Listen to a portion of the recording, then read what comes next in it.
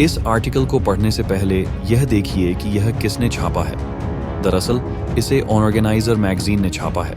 अगर आप नहीं जानते तो भारत में जो आरएसएस संगठन है उसी की यह मैगजीन है। ऑर्गेनाइजर, जैसा कि आप जानते ही हैं, आरएसएस और भारत सरकार के बीच में कितनी क्लोजनेस है, पॉलिसी के स्तर पर और विचारधारा के स्तर पर। आप सभी जानते हैं यह एक खुली किताब है, कोई ढका छुपा राज्य नहीं है। इसलिए ऑर्गेनाइजर मैगजीन में जो भी चीज़ छपती है वह सोच समझकर और बहुत ही ज़्यादा पॉलिसी के करीब मानी जाती है। इसी वजह से ऑर्गेनाइजर ने हाल ही में यह आर्टिकल छापा है जिसमें बताया गया है कि क्यों भारत को Tu-160 बॉम्बर रूस से खरीदना चाहिए, यह भारत को कैसे मजबूत करेगा और हमारे दुश्मन चीन के लिए यह कैसे नासूर साबित होगा। ये बात ऑर्गेनाइजर के साथ साथ कई अन्य मीडिया संस्थान भी कह रहे हैं। लेकिन ऐसा क्यों? ऐसा इसलिए क्योंकि अब से 2 दिन पहले यह खबर निकलकर सामने आई है। जैसे कि आप देख सकते हैं, भारत के एक टॉप डिफेंस जर्नलिस्ट ने कहा है कि हाल ही में रूस ने भारत को Tu-160 बॉम्बर ऑफर किया है।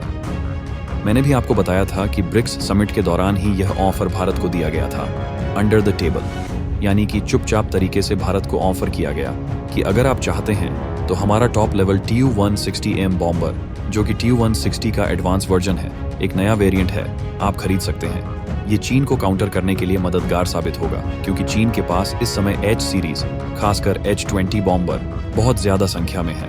हालांकि वे स्टेल्थ नहीं हैं और न ही सुपरसोनिक हैं, लेकिन फिर भी वे बॉम्बर विमान हैं। ऐसे में अगर हम चीन को इस क्षेत्र में हराना चाहते हैं तो हमें एक ऐसा बॉम्बर चाहिए जो H-20 को हरा सके। ऐसे में Tu-160M एकदम परफेक्ट है क्योंकि यह सुपरसोनिक है, यानी कि टेक्नोलॉजी के मामले में H-20 के मुकाबले काफ़ी एडवांस है। अगर भारत इसे खरीदता है तो चीन के खिलाफ भारत को एक बड़ा फायदा मिल जाएगा। रूस ये भारत को ऑफर कर रहा है क्योंकि इससे उसकी कमाई होगी और हमारा उद्देश्य भी पूरा होगा। लेकिन इस खबर में सबसे अहम बात यह है कि रूस ने भारत को 1, 2 या 4 नहीं, बल्कि पूरे 12 Tu-160M खरीदने का ऑफर दिया है। जी हाँ, रिपोर्ट्स बताती हैं कि 1 दर्जन बॉम्बर भारत को बेचे जा सकते हैं। भारत इस समय चुपचाप तरीके से इन Tu-160 बॉम्बर्स का विश्लेषण कर रहा है। हालांकि यह बात याद रखिए कि अब से 10 दिन पहले भारत के सामने एक और नया ऑफर भी खुल चुका है। दरअसल अमेरिका में सत्ता परिवर्तन हो चुका है। ऐसे में अमेरिका का B-1 लांसर बॉम्बर, जो रूस के Tu-160 के मुकाबले बहुत नया है, Tu-160 तो 1960-70 के दशक का है, B-1 लांसर टेक्नोलॉजी और क्षमता के मामले में काफ़ी एडवांस है। यह बात जगह जाहिर है कि अगर भारतीय वायुसेना को Tu-160 या B-1 लांसर में से एक चुनने को कहा जाए तो 100% B-1 लांसर ही चुना जाएगा क्योंकि यह नया उपकरण है। खैर, हमारे पास B-1 लांसर का ऑप्शन भी आने वाले 2-2.5 महीनों में आ जाएगा। जब ट्रंप पहले राष्ट्रपति बने थे तब भी रिपोर्ट आई थी कि ट्रंप भारत को B-1 लांसर देने के लिए तैयार हैं, लेकिन फिर वे चुनाव हार गए और ये डील आगे नहीं बढ़ पाई। अब ये डील बढ़ सकती है क्योंकि उनके कार्यकाल में अमेरिका ने भारत को बहुत एडवांस इक्विपमेंट दिए थे जो अमेरिका अपने साथी देशों को भी नहीं देता।